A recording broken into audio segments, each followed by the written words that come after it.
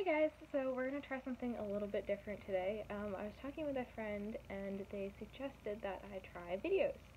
I've been doing a few blogs now, and so yeah, we're going to give this a shot. I have no idea how it's going to go, but if you hate it, good news, you can stop watching it anytime. You're not forced to watch this.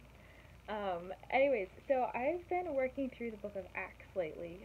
I've been going to a small group where every week we look at a chapter in the book of Acts, and I don't know if it's just I have been, too excited or what, but I've been reading ahead, and in reading chapter 17 in the book of Acts, I was reading through and learned something really cool about how Paul handled just what he was called to do and staying focused with it, and his attitude even when things didn't go quite as planned. So, if you're up for, listening for a few minutes, that's what we're going to look at. So in chapter 17, Paul starts out and he comes to Thessalonica. And in Thessalonica, he is going to the synagogues to teach to the Jews on the Sabbath, as was his custom. And so it says that, some people, they were persuaded. They did believe what Paul was teaching, which is great. That's exciting, right? But then there were other Jews that became jealous. And because they were jealous, they decided to form a mob. So Paul is here teaching the good news. People are, listening, they're accepting it, and then here come these jealous Jews with their angry mob. And it says that they formed a mob and set the city in an uproar, and attacking the house of Jason, they were seeking to bring them out to the people. When they did not find them meaning Paul and someone with him by the name of Silas, when they did not find them, they began dragging Jason and some of the brethren before the city authorities, shouting, "These men who have upset the world have come here also, and Jason has welcomed them." Now, it doesn't say what Jason responded to this, but I don't know, Jason had to have been a little bit freaked out here. Not only has he now welcomed these people in, and, these people that he's welcomed, they're preaching the good news, people are believing, but now there are these jealous Jews, there's an angry mob, and this mob is accusing Jason's guests of upsetting the whole world. It's quite a day. And so it says that they stirred up the crowd and the city authorities who heard these things. It goes on to say that eventually they released Jason, and then the believers in Thessalonica immediately sent Paul and Silas away to Berea. It says that they went by night. And so, it goes on to say that when Paul and Silas arrived in Berea, they went into the synagogue of the Jews. So, when I first read through this chapter a couple years ago, I remember thinking, wow, that's really cool that, Paul, he was just basically run out of this one city, and he goes into another one, and he goes right back to what he knows he's supposed to do, right? He's focused on, okay, this is what God has told me to do, this is what I'm going to keep doing, even if people aren't thrilled about it all the time. Even if they're accusing him of, upsetting the whole world. But in verse 11, it says that the people in Berea were more noble-minded than those in Thessalonica, for they received the word with great eagerness, examining the scriptures daily to see whether these things were so. How cool is that? It wasn't just taking Paul's word at it, but they were so hungry for the truth that they sought it themselves too. And so it goes on to say, therefore many of them believed, along with a number of prominent Greek women and men. But when the Jews of Thessalonica, so where they just came from, found out that the word of God had been proclaimed by Paul in Berea also, they came there as well, agitating and stirring up the crowds. So not only did they want to mess things up back in Thessalonica, but they then traveled to a whole different place just to continue agitating people because they so did not want the word of God preached there. It says, then immediately the believers there in Berea sent Paul out to go as far as the sea, and Silas and Timothy remained there. And it says, now those who escorted Paul brought him as far as Athens, and received a command for Silas and Timothy to come to him as soon as possible. And then they left. And so, kind of a side note here, I've heard a lot of people, especially younger people, say, oh, I have these dreams to do these things, or I feel like I should do these things, but if I do, you know, it's going to be lonely, or I'm not going to have, my friends won't understand, whatever it is. But I thought it was so cool here that, God had called Paul to do something that was a little non-traditional, right? It wasn't the norm of this is how life's supposed to be.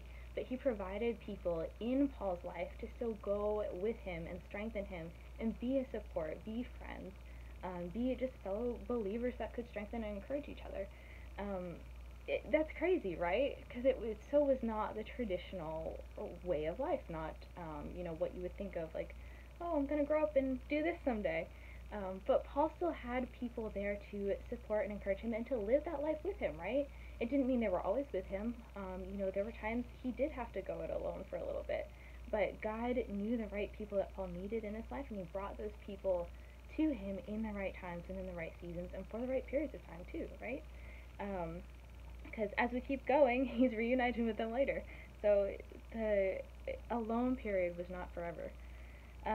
But anyways, it goes on to say that when Paul was waiting for Silas and Timothy in Athens, his spirit was provoked within him as he was observing the city full of idols.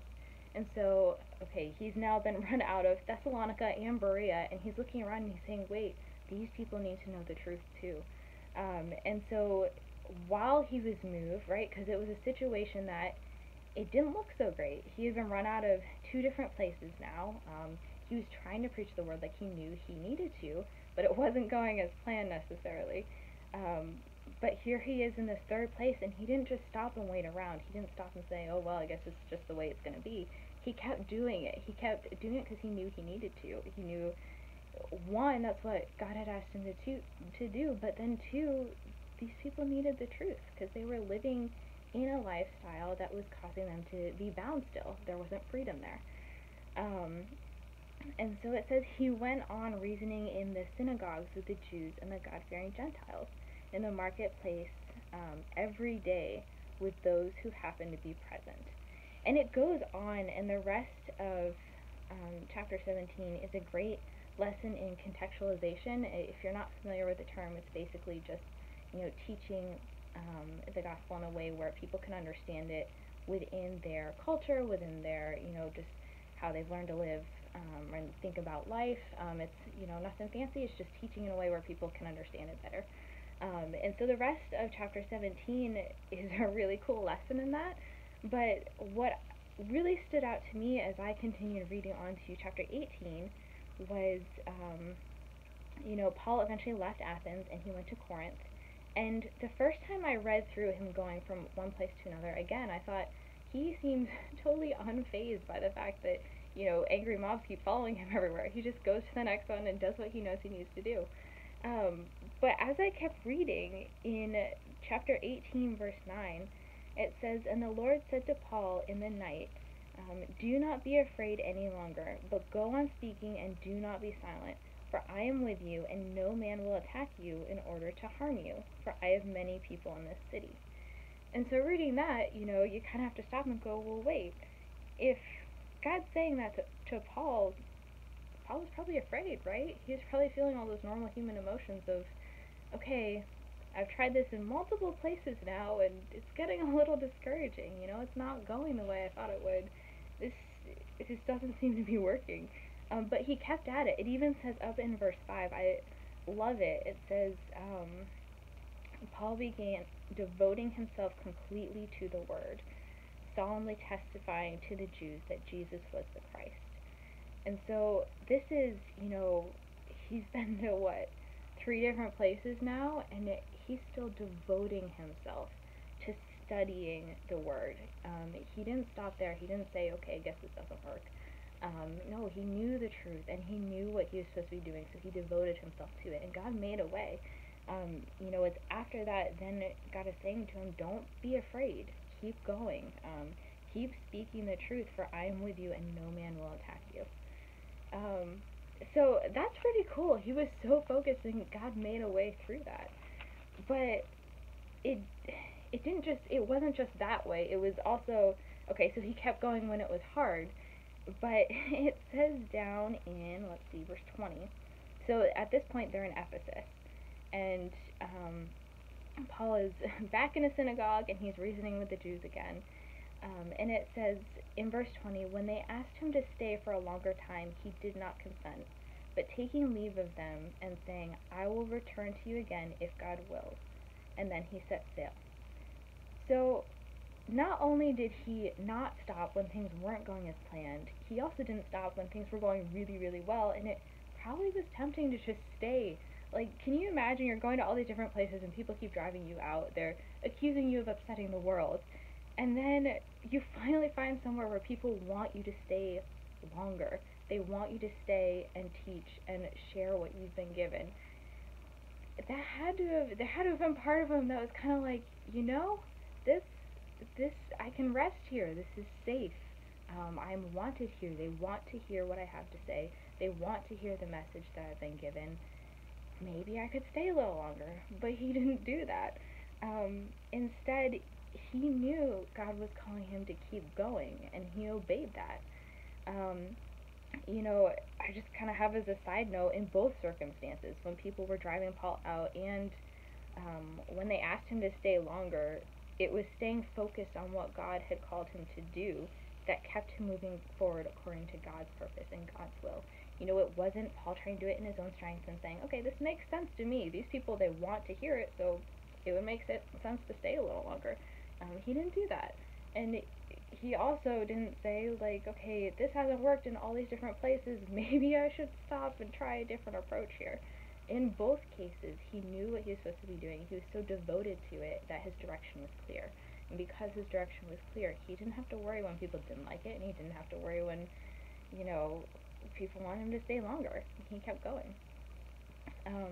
But what was so cool is even after that, verse 23 goes on to say, having spent some time there, he left and passed through the Galatian region, strengthening all the disciples. So he could have, if he had chosen to stay, where people were asking him, stay longer, continue teaching us, all these other disciples, all these other people in different regions wouldn't have been strengthened, right? He wouldn't have been able to strengthen them. And so, it's so cool to see how, it was maybe uncomfortable to keep going, and then maybe it would have been comfortable to stop, but obeying God, it's not just, go, go, go, go, go, stay because it's comfortable. It's not always what we think. It's not always what we see.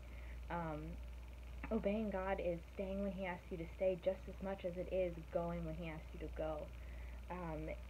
If you don't, right, if Paul hadn't, all those people that needed to be strengthened wouldn't have heard those words that were meant for them. They wouldn't have heard the message that, God was asking Paul to share with them. But, and it even goes on to say, when he was at Ephesus later on, 2 years he stayed, right? So there was a time to go, there was a time to stay, and God had a purpose for both of those. And so applying that to our own lives, how many times do we know what we're supposed to do, but we either get distracted, we're not fully devoted, or we get discouraged and we stop because, somebody says something kind of discouraging, or they gave you a funny look, or, they didn't respond the way you thought they would. And so from there we kind of go and say, okay, well, maybe this isn't what I'm supposed to be doing. But on the flip side of that, are there other times where we say, okay, this is comfortable, I can do this is manageable, like, I'm pretty okay at this, I think I'm going to stay here. When we know and we feel that tug of God saying, okay, but it's time to go. It's time to go and, do something that, it's a little uncomfortable, and you can't see the whole picture, but it's time to move. I'm going to be with you. You need to go. Because there could be people on the other side that you're going to learn from too, and who are going to stretch you in ways that you didn't even imagine. It's so cool how God works all that together, just in ways beyond what we can even put together in our minds, right? Because our understanding is limited. We can only see so much, but what we see in part, God sees in full. He sees so many other details. He sees how they're connected. He sees how people's lives are connected. It's incredible. So, I guess I share this to say, you know, it's cool looking through Paul's life, the example that he sets for us too, of just um, being so focused and so in tune with what God had called him to do, what God was leading him to do next, that he didn't miss the next step. He didn't stop and say, you know what, I think I am going to stay here longer with you guys because you guys are nice here. You know, you guys have been so welcoming that I think I will stay a little bit longer.